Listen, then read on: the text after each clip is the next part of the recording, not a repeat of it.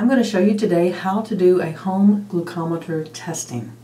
The test kits are available at CVS or also at Walgreens. It's called their starter kit, and that starter kit will have these items. It will have a meter. My particular meter actually comes from Walmart. This is a Rely On brand. But the little ones that come in those starter kits, they're cute. They're little round devices that go right on top of your test strips. Any of these will have the same items in them, but it must say starter kit to make sure that you have a meter, the test strips, which in the starter kits that I just mentioned will be in a little round container, alcohol prep pads for cleaning off your finger, a lancing pin, and lancets. They will all have an expiration date on them to make sure that they're usable. This one expires on 6/2013, and even the lancets have an expiration date on them. So most of your new kits will have everything that you need. This also is a lancet. It's what's called an automatic lancet. As you can see inside, there's a little spring. That's how you load it. And when you push the button, it's how it ejects. This little foot right here is taken off. So we load it, we twist to remove, the finger is placed here, and then this is pushed, which I'm not going to stick myself just yet because we're going to demonstrate that. So you would push with the finger here, it'll eject and pull back so that you never actually see the needle coming, and is well protected so no one else will stick themselves either. The lancet pin that comes with these kits has little markings here that are marked. It's a 1 tick, 2, 3, 4, and 5. You notice some of them will actually have a number. This particular one just has the little line on it getting longer. The longer the line or the higher the number, the deeper it's going to stick the finger.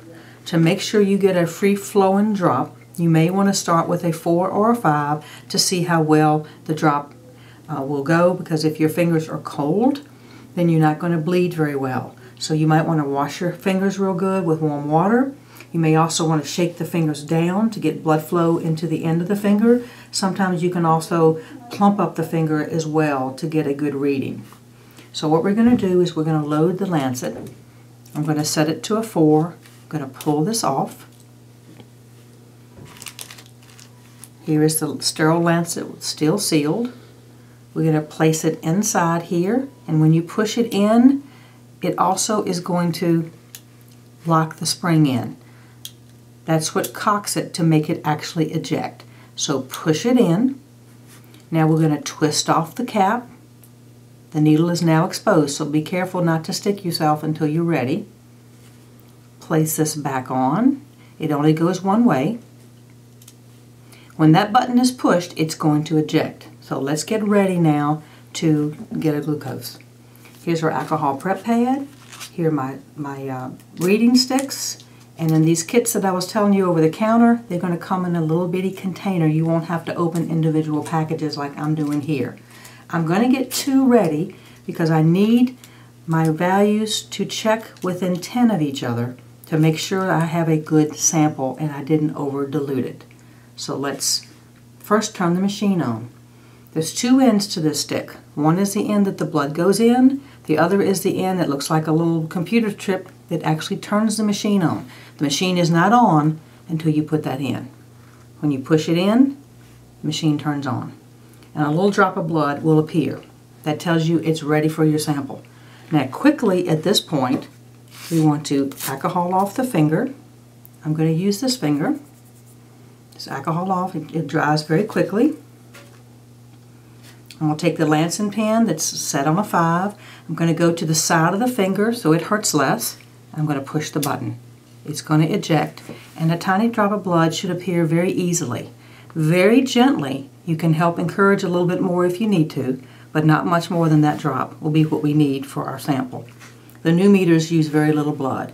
Place it to the side of the drop, and it will go in, and once it has enough blood, the countdown begins. In 5 seconds, you will have a reading. This reading is a 95. I'm going to actually write that down on my napkin or on my workstation. I'm going to pull that one out, because until you get good at this, you want to do 2 samples. Once you're very good, you won't have to do 2.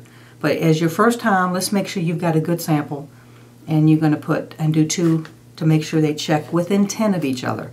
So now I'm still bleeding, got a good drop of blood there. I'm going to put the second sample here. It runs up. As soon as it's in, it counts down. So we got a 93 and a 95. That doesn't always come in that close, but if they do, that's great. If not, I would have had to have done a 3rd or a 4th sample, which I will show directly after this. Now you're finished. You've got your values and you've got your reading. You're going to pull your strips out. I used those 2. Since they have blood on it, that's considered a contaminated area. Most of you may want to use something like a paper towel to lay your testing on, so that when you're done, you can just fold up anything that's contaminated. You can also write your value on your paper towel like I did here on my little workstation. A 95 and a 93 averaged together to give us a 94. A fasting blood sugar should be approximately 12 hours from the time that you ate. So that would mean if you finished your dinner at 7 o'clock the night before, you may take your value by 7 a.m. If it's a 10-hour fast, that's acceptable as well. It's just that 12 hours is ideal.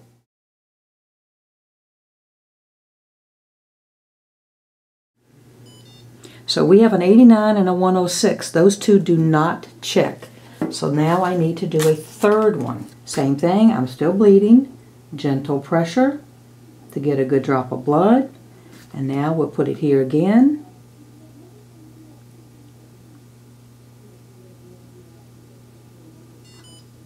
And now we're going to read.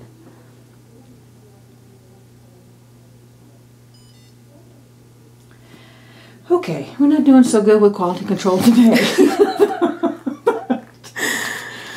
This is how we know if we get a good reading. So now I need to do a 4th one. And at this point, we probably need to be writing down what our values are so we'll know at what point we actually have 2 that check. We've got a 78 and an 86, so those 2 actually check with each other. But that really high one concerns me. So we're going to do this one more time.